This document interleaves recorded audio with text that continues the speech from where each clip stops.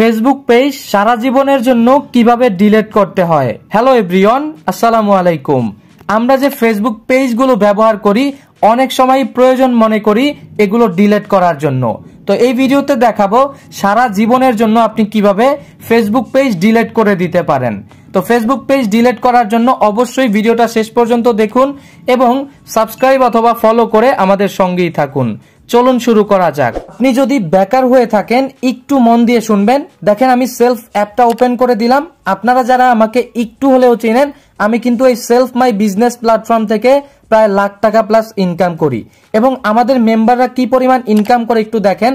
গতকালকে আমাদের টিমের যারা ভালো কাজ করেছে দেখেন একজনের 2900 টাকা, এরপর আরো একজনের 1800 টাকা এবং আমার কিন্তু 3500 টাকা প্লাস ইনকাম হয়েছে।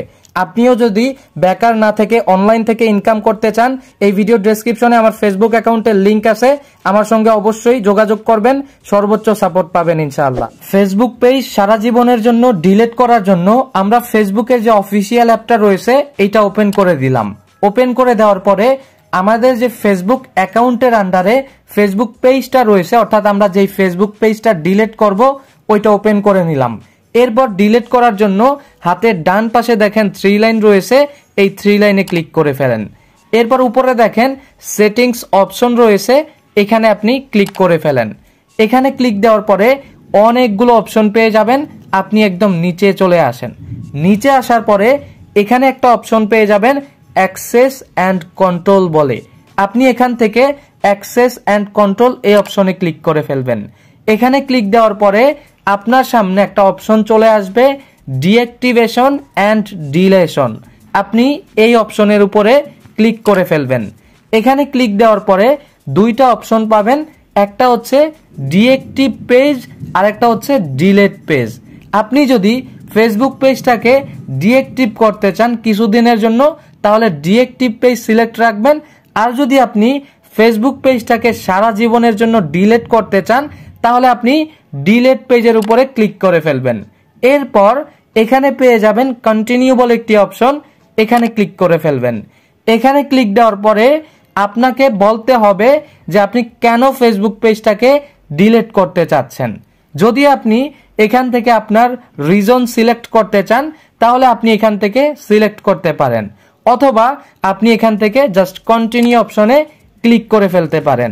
এরপর আপনাকে বলতেছে যদি আপনার কোনো ইনফরমেশন ডাউনলোড করা প্রয়োজন মনে করেন, কোনো ভিডিও, কোনো পোস্ট, আপনার কোনো কিছু সংগ্রহ করার প্রয়োজন মনে করেন তাহলে এখান থেকে সংগ্রহ করে নিতে পারবেন। আর যদি আপনার ডিলিট করার ইচ্ছা থাকে, আপনার যদি কিছু সংগ্রহ করার না মনে করেন, প্রয়োজন মনে না করেন, তাহলে এখান থেকে কন্টিনিউ অপশনে ক্লিক করে ফেলবেন। এরপর আপনি যে ফেসবুক অ্যাকাউন্টের আন্ডারে ফেসবুক পেজটা রেখেছেন ওই ফেসবুক আইডির পাসওয়ার্ডটাকে এখানে আপনাকে দিতে হবে।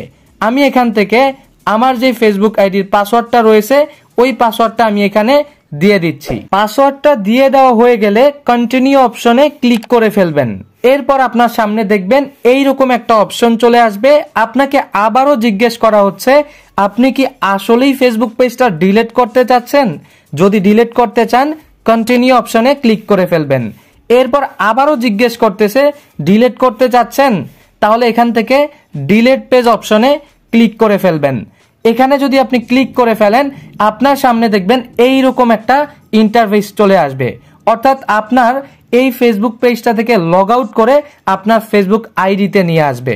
অর্থাৎ আপনার এই ফেসবুক পেজটা কিন্তু সারা জীবনের জন্য ডিলিট হয়ে যাবে যদি আপনি 30 দিনের ভিতরে অ্যাক্সেস না নেন।